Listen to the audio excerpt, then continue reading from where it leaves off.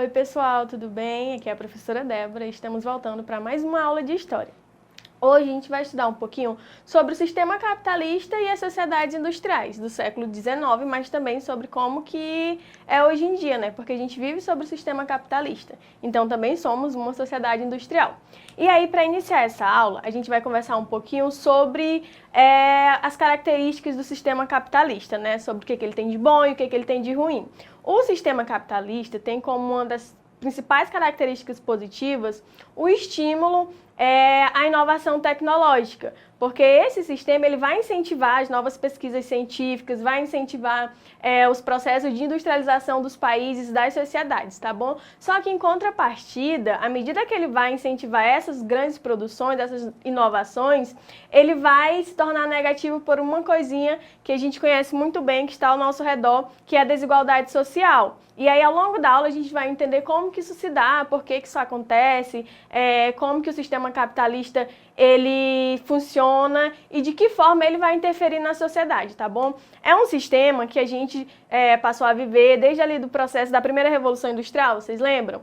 E lembrem também que a gente não teve só uma Revolução Industrial, tá bom? A gente vai ter até hoje 3 processos de Revolução Industrial e a terceira é a que a gente vive hoje, desse mundo cheio de tecnologia, que é através dessas inovações que hoje a gente consegue chegar a você, nesse meio de pandemia, de que a gente não pode ir para a escola, enfim, mas vocês conseguem ter acesso à aula por meio dessas inovações tecnológicas, tá bom? E aí, para começar a entender um pouquinho disso, vamos estudar um dos fatores que vai desencadear um pouquinho dessa crise, dessas perguntas sobre se o capitalismo é realmente bom, sobre como que o capitalismo ele funciona na nossa sociedade. E um desses fatores vai ser a desigual relação entre o trabalhador e o patrão. Ou seja, vai se ter uma divergência entre o capital e o trabalho. Essas relações, como que eles coexistem junto, como que eles convivem no dia a dia, professora? E aí eu chamo a atenção de vocês para esses aspectos agora. O trabalhador, ele vai em busca de o quê? De melhores condições salariais e melhores condições de trabalho. A gente já estudou muito sobre as conquistas trabalhistas, vocês lembram? Pois é, os trabalhadores, eles continuam buscando melhores condições de vida por meio de um trabalho, por meio de emprego. Seu papai, a sua mamãe quer melhorar de vida por meio de um trabalho, não é mesmo? E é essa a relação, é esse o papel, né, que o objetivo do trabalhador na sociedade capitalista. Mas o do patrão, qual que é o do patrão? Será que o patrão tem os mesmos objetivos que o trabalhador? Será que ele está interessado na mesma coisa que o funcionário dele? Não. O objetivo do trabalhador vai ser em gerar grandes lucros. Ele quer aumentar as riquezas dele, ele quer ficar cada vez mais rico. Mas ele vai ficar rico à custa de quem? E aí? Do funcionário, né? E para isso ele tem que pagar salários baixos, né? As condições de trabalho vão ser difíceis, então tudo isso que a gente já viu ao longo de muitos anos, né? Desde lá do século XIX, acontece ainda hoje no século XXI. Dessas sociedades industriais, dessas sociedades capitalistas, que tem esse conflito de interesses de que um quer melhorar de vida e o outro quer manter a sua boa condição de vida. Então, para isso vai ter esses conflitos, essas disputas, tá? Um segundo aspecto que a gente vai ver vai ser a devastação da natureza. Professora, como assim a devastação da natureza? Sabe esse planetazão imenso que a gente vive, o planeta Terra?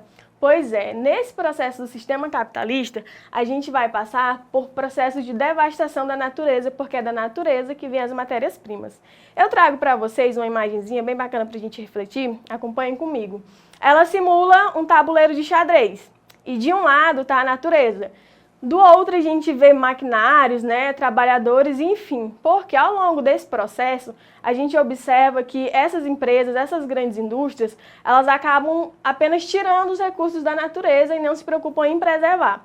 E lembra, galera, de onde que a gente é? Onde que a gente está inserido? Na floresta amazônica, né? A maior floresta que existe. Então, a gente também aqui vive muito de perto esse processo de devastação, de queimadas, de derrubada de árvores, da caça ilegal de animais. Então, tudo isso acontece em favor, né, em decorrência desse sistema capitalista, de empresas, de patrões, de donos, querendo enriquecer, querendo expandir os seus negócios. Então, tem tudo isso. Além desse processo de retirada da matéria-prima, a natureza vai sofrer também com a poluição do solo, com a poluição dos rios, com a poluição do ar. Tudo isso afeta em todo a sociedade, a natureza, o meio ambiente, tudo que está inserido em volta dessas indústrias, né? E aí, o terceiro ponto que a gente falou lá no início vão ser as desigualdades sociais.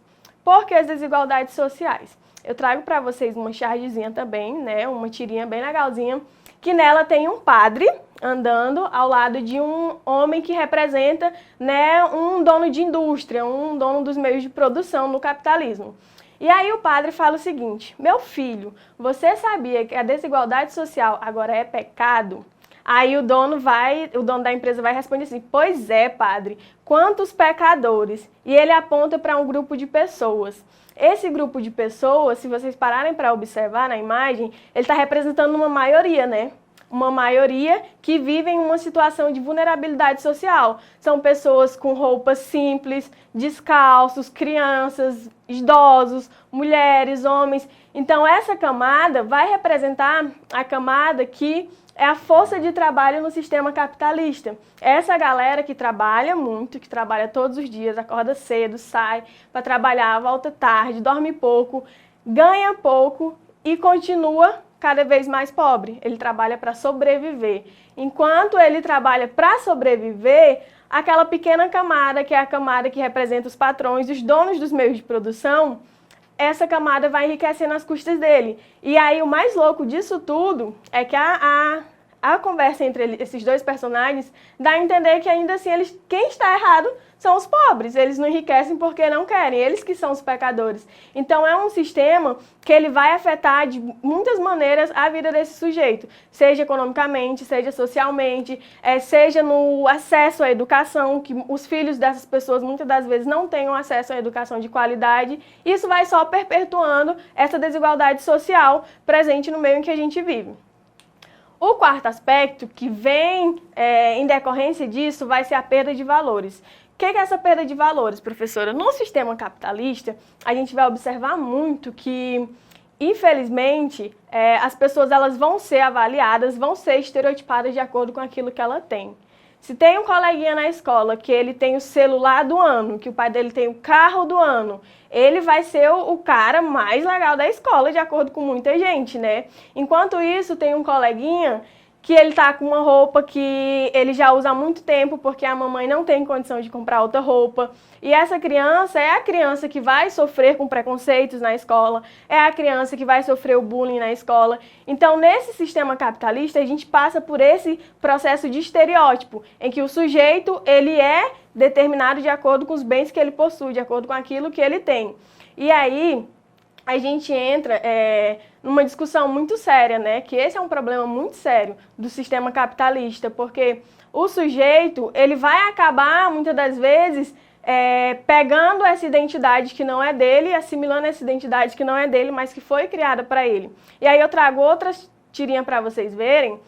E aí, no título dessa tirinha, a gente já tem um dado super importante, que uma pesquisa aponta que 0,7% da população mundial detém 41% da riqueza. Ou seja, imagina, uma galerinha pequenininha, um grupo minúsculo, detém 41% de toda a riqueza mundial, enquanto a outra camada está ali na miséria, né? E aí, na imagem, a gente tem uma conversa entre o pai e o filho. E aí o pai diz o seguinte: você havia me perguntado em que lugar você nasceu. Eu diria que foi mais ou menos por aqui. E ele aponta para uma pirâmide social. Nessa pirâmide social, a gente tem 4 camadazinhas, né?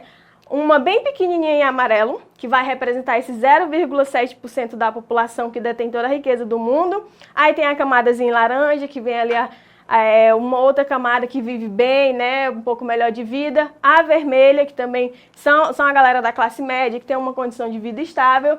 E a maior parte da pirâmide, que é essa marronzinha de onde ele diz que o filho faz parte, é a galera que está na miséria, a galera que está na pobreza, que não tem emprego, que não tem renda. Muitos lugares hoje em dia sequer tem saneamento básico. Então é essa galera que vai representar a maior parte da população mundial. E são eles também que mantêm a riqueza da galerinha que está lá no topo, no amarelo, né, na pirâmide. E aí a gente vê esse processo de politicamente, historicamente, economicamente, socialmente, de manutenção desses valores, de que o pobre nasceu para ser pobre e o rico nasceu para ser rico, e que isso não pode mudar. E a gente sabe muito bem que isso está errado, que é algo que tem que ser debatido, que tem que ser discutido, que independente da posição social em que você nasceu, você tem direito à saúde, você tem direito à educação, você tem direito a melhores condições de vida, tá bom?